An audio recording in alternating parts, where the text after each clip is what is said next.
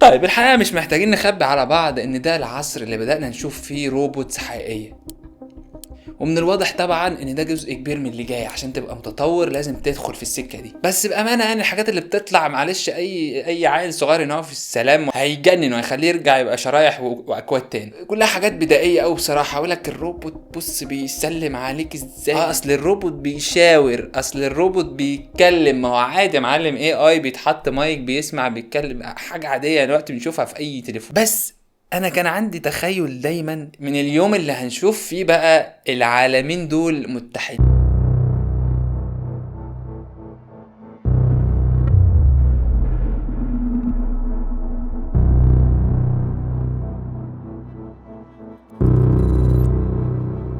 فدايما فكرة ان انا اخد الحاجة القوية من العالم ده والحاجة القوية من العالم ده واحطها مع بعض كان بالنسبة لي دي طبعا كلها حاجات بنشوفها على كارتون نتورك وسبيس تون وحاجات بقى ترانسفورمرز وحاجات من هي الافلام. مش اكيد مش هعيش حاجة زي كده.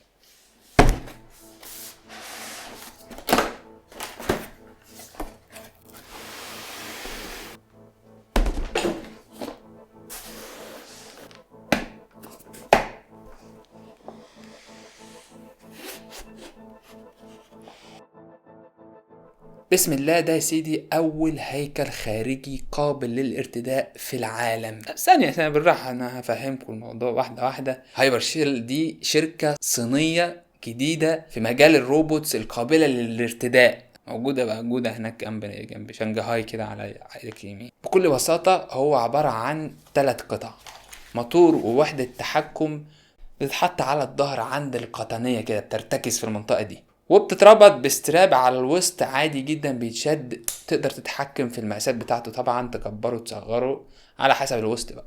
مفيش اي تحكم بيتم عن طريق الوحدة دي خلاص محطوطة ورا، انساها بقى. طلع لك من الوحدة دي يا معلم هيكل عشان ياخد شكل الرجل اللي قدام الامامية دي، المنطقة الامامية دي، وبيتثبت برضو عن طريق قطعتين المفروض ان هم يبقوا فوق الركبة على طول ب3 سنتي تقريبا.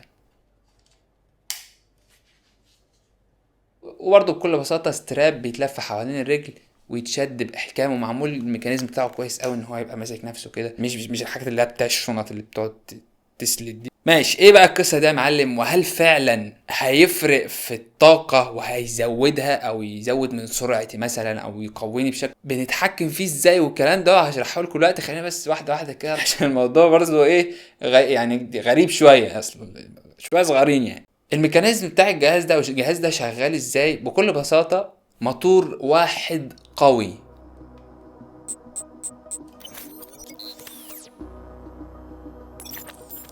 خد بالك ان هو كان ممكن جدا يعمل موتور هنا وموتور هنا على كل رجل، بس ده بيتقل طبعا من وزنه، زائد ان هو بيخلي حركة الرجل مش طبيعية. ده لا، هو هنا عامل لك مجرد قطعتين على الرجل خفاف جدا عشان يبقى اللي هو الطبيعي، انا مش لابس حاجة اصلا على رجلي. اصل موضوع الوزن ده مهم جدا. يعني تخيل كده كل التكنولوجيا دي وجميل وكل حاجه، بس وزنه 20 كيلو مثلا، اكيد مش هقدر البس الكم ده من الحاجه. انا عاوز حاجه خفيفه كده بسيطه زي مثلا لايك والسبسكرايب، حاجات سهله قوي تتعمل كده في ثانيه. انت متخيل كل القصه دي اقل من 2 كيلو او 2 كيلو تقريبا، كانك شايل لابتوب على ظهرك عادي. مستخدمين مواد بقى خفيفه زي الالومنيوم مثلا او كده عشان تعمل حاجتين، تبقى خفيفه ومتينه في نفس الوقت اكيد. وطبعا مفصلين بقى فوق بيتحركوا بسلاسة جدا عشان ياخدوا شكل الجسم والوسط وكل حركة بتعملها.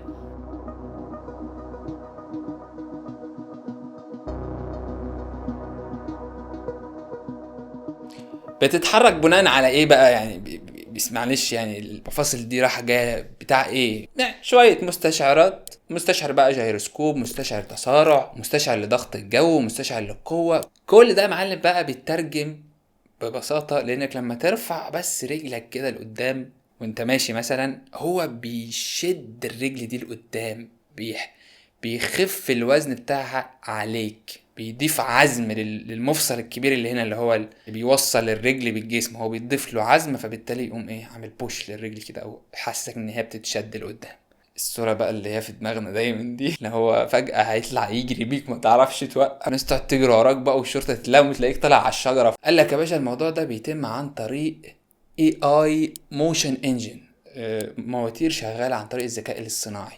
كمية داتا كبيرة جدا واخدها قبل كده عن يعني ايه مشي ويعني ايه جري ويعني ايه طلوع ويعني ايه نزول، اول حركة انت تعملها على طول يتفاعل معاها بالشكل اللي انت عاوزه لحظيا، اللي هو توصل لملي ثانية. مشي، جري، طلوع، نزول السلم، منحدرات بقى، تضاريس، جبال، حتى وانت راكب العجلة، كل دي حاجات بيتعرف عليها وهو على جسمك عشان يزود من القوة بتاعتك فيها ويقلل من المجهود اللي انت بتبذله.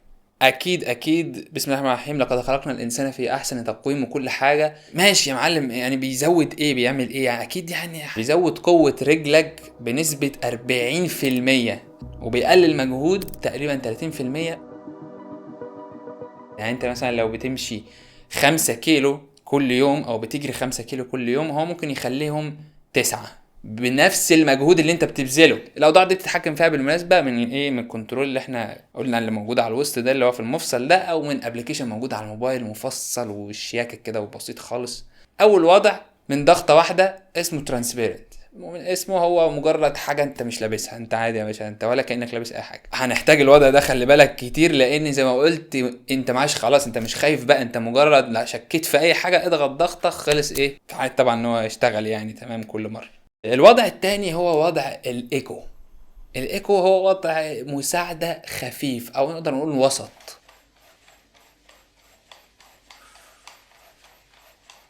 وخلي بالك الاوضاع هنا مش وضع وخلاص، لا ده وضع وكل وضع فيه رينج او مدى برضو تقدر تقول مثلا عاوز ايكو 20%، عاوز تجري مثلا فبتزود الايكو شويه. الحركات دي بقى ده جاي لي ايس كريم. طيب لو عاوز بقى يا معلم هايبر بقى، لا انت بقى خلاص انت جاي منك في ايه، في ترانسفورم بقى وعاوز تطلع جبال بقى، عاوز تطلع هضاب، لا تنزل هضاب، في حاجه اسمها هايبر مود. الهايبر مود ده انت تحس انت هايبر فعلا، لانه رجلك بتبتدي تتحرك اسرع منك واقوى بكتير ومش مسيطر عليها قوي برضو زي الايكو. يعني بعد ما توقف كده بثانيتين تلاقيه لسه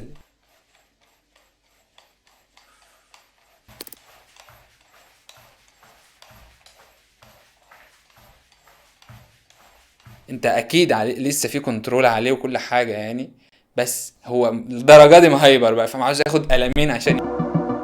طيب الخطه هنحطه في كام اختبار عشان نعرف فعلا هل في فرق في المجهود وفي السرعه والطاقه ولا لا. هنبدا بالسهل ونعلى بالليفل واحده واحده. خلينا بس نتفق ان الاختبارات دي في نفس الوقت، في نفس درجه الحراره وفي نفس المسافات. هنا انا هحاول اطلع على المرتفعات دي مرتين، مره بالهيكل الخارجي ده ومره من غيره. وفرق المجهود هنا هنقيسه بمعدل نبضات القلب. هو مقياس بسيط عشان تعرف فرق الجهد، هو المعدل ده لما بيزيد انت بتبقى بذلت مجهود اكتر. المرة الاولى بالهيكل الخارجي من 104 ل 112 بي بي ام، والمرة التانية من 99 ل 125 بي بي ام. الفرق طبعا موجود، بتتكلم في اكتر من 12 بي بي ام، لكنه بسيط لان ده اول ليفل. اختبار مجهود برضو لكنه مسافة اكبر، ارض غير مستوية يعني شوية هضاب كده طالع نازل، المسافة كبرت طبعا فالمجهود زاد. فهنا رينج البي بي ام من 168 ل 170، ده من غير الجهاز، مجهود عالي طبعا جدا، بتتكلم 137 ل 141. طيب اخر اختبار بقى وانا بصراحه اتفاجئت بيه شويه هو موضوع السرعه. جهزنا يا معلم الستوب ووتش، بدانا من غير الجهاز انا قطعت المسافه رايح جاي رايح جاي في 27 ثانيه بالظبط. بالجهاز بقى في نفس الوقت عادي جدا، نفس 27 ثانيه، يعني ما خلنيش اسرع ولا حاجه، لكن الفرق الملحوظ كان في الجهد. من غير الجهاز البي بي ام يوصل ل 157 ل 164، لكن بالجهاز هو تقريبا 130 بي بي ام. في فرق بتتكلم في 30 35 بي بي ام، ده فرق كبير. عاوز اقولك ان الكلام ده كله على الوضع الايكو، يعني تقريبا 50% من طاقة الهيكل الخارجي ده. واحد من الاوضاع المهمة جدا بقى في الجهاز ده وبيخليك تستغنى عن اجهزة تانية، وان انا شايفها طريقة ذكية قوي للتمرين، هو الفتنس مود. الفتنس مود ده بيعمل بقى العكس، بدل ما انت بقى جاي وعشان يساعدك مش عارف ايه، لا يا معلم ده بقى هيبقى بيمرنك. ده هيخلي الضغط يزيد على الامامية هنا، يزيد على الرجل مش يقل او مش يخف. فبالتالي مثلا لو مشيت 5 كيلو بقوا 10 كيلو، انت برضو بتحكم في الكلام ده في قوة ضغطه على رجلك.